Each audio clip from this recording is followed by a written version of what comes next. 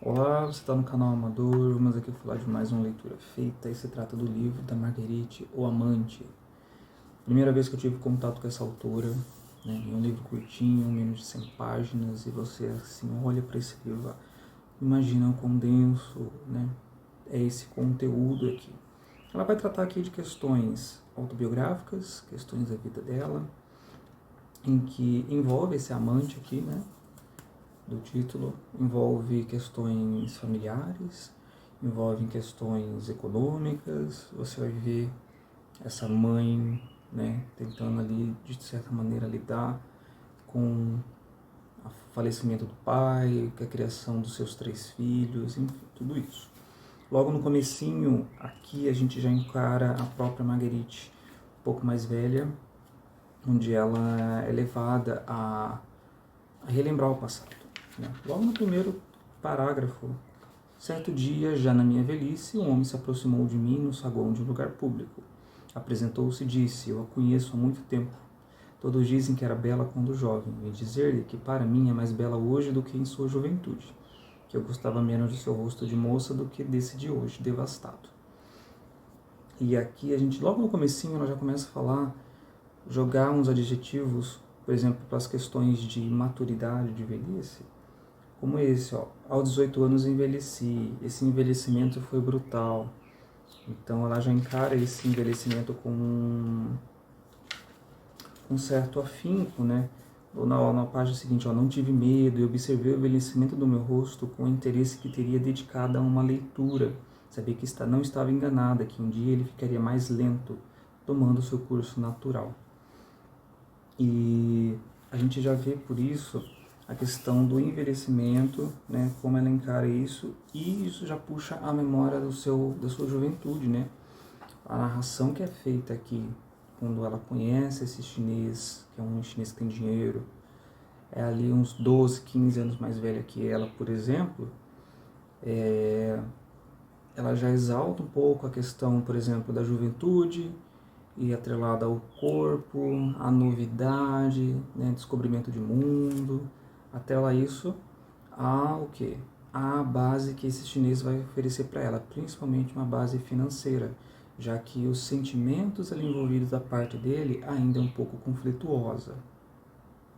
E o que torna esse relacionamento conflituoso é esse gato-sapato que ela faz ali, né, do menino, e como esse relacionamento pro lado dela, cria essas questões que é carnal, econômica, pelo lado dele tem as questões financeiras e principalmente a família. A família não ia aceitar, né, ele se relacionar com ela. Ela ia tratar com ela como uma prostituta, praticamente. Né? Ali na página 33, ela fala, ó, ela lhe diz, aqui a gente já percebe que está em terceira pessoa, porque também tem um detalhe que tem que se chamar a atenção. Ela lhe diz, preferiria que você não me amasse, ou, mesmo me amando, que se comportasse como se comporta com as outras mulheres. Olha para ela, espantado, e pergunta, é o que você quer? Responde que sim. Responde que sim. Ele começou a sofrer lá, naquele quarto, pela primeira vez, não nega isso. Diz que sabe que ela jamais o amará. Ela o deixa falar. A princípio, diz que não sabe, depois deixa que fale. Ele diz que está sozinho, terrivelmente sozinho com esse amor. Ela responde que também está sozinho. Não diz o com quê. Ele diz, você veio que até aqui comigo, não teria vindo com qualquer outro. Ela responde que não pode saber, que nunca foi com ninguém para nenhum quarto. Diz que quer que ele fale, quer que faça o que costuma fazer com as outras mulheres que leva para o seu apartamento de solteiro. Suplica-lhe que haja dessa maneira. Então a gente já vê aqui um distanciamento, né? Logo em seguida ela fala que eles não falam, não conversam muito sobre algumas coisas, geralmente conversam sobre coisas triviais. E tem uma frase que é bem interessante que ela coloca aqui, ó. Ele chora com frequência porque não tem força para amar além do medo. Seu heroísmo sou eu, e sua servidão é o dinheiro do pai. Aqui ela coloca que o ímpeto de heroísmo dele, né, que ela chama de heroísmo, é o relacionamento que ele tem com ela e essas investidas que dá sobre a questão do perguntar sobre o sentimento dela, compara com ele.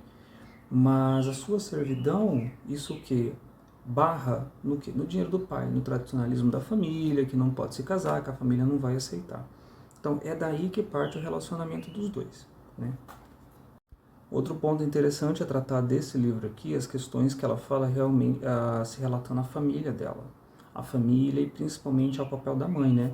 Aqui a mãe, ela trabalha como uma diretora de um convento, sanatório, não sei como é que fala.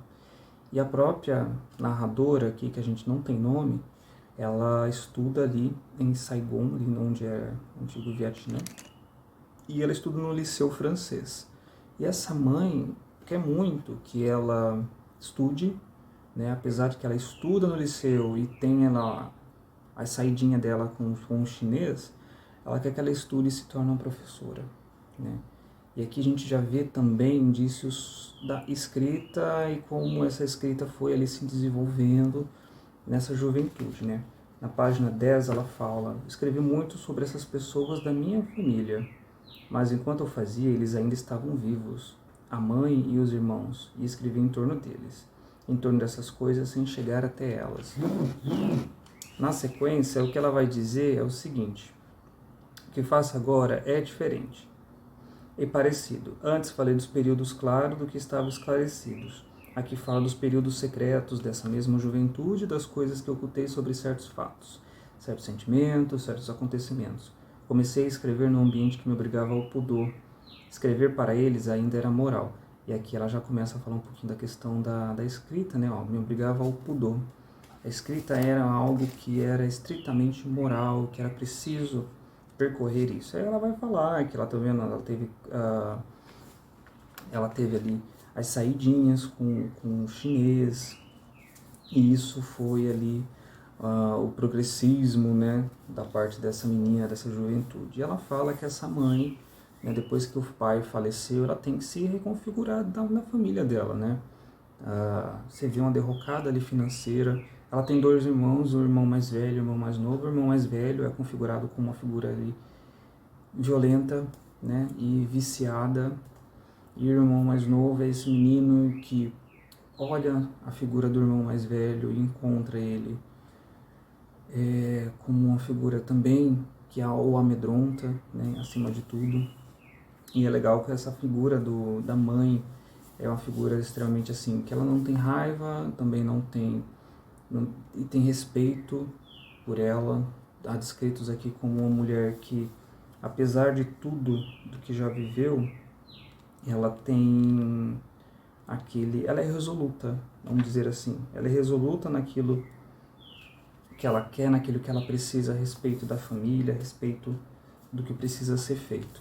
Então é um livro aqui que a gente coloca sobre essas questões de memória, as questões da descoberta da escrita, as questões de conhecimento de mundo, e como juntando isso tudo a gente consegue ali colocar como um material que se torna interessante, ao mesmo tempo é um material que fica aí causando incertezas, dúvidas, porque até que ponto isso aqui é biográfico, até que ponto não é também, né? Existem todas essas questões. E acaba sendo transgressor, né? Querendo ou não, expurgar tudo isso, pegar todo esse material que você, por exemplo, viveu e colocar aqui no papel aquilo que você poderia esconder durante a sua vida inteira e chegar aqui e falar abertamente da maneira que colocaram aqui. Eu acho isso também bem interessante, né?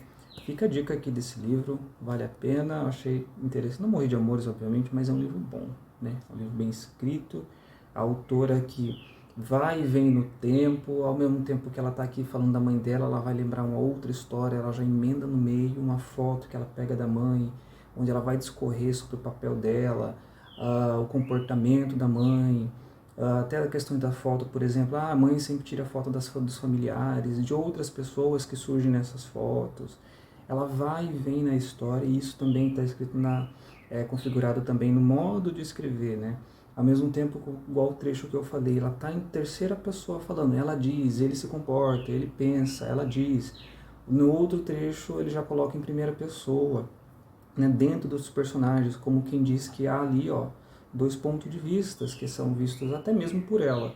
O ponto de vista de dentro das coisas, né, dentro das relações, onde você vê a pessoa vivendo aquilo, sentindo aquilo, o que ela sentiu, enfim. E o ponto de vista exterior, como é visto de fora. Então ela consegue, no texto, colocar esses dois pontos de vista para que você sinta como se fosse a impressão de quem está de dentro e a impressão de quem está de fora. É interessante, fica a dica aqui desse livro, não perca se você ouvir por aí. Tem vídeo novo aí no canal toda semana, curta, se inscreva e até a próxima.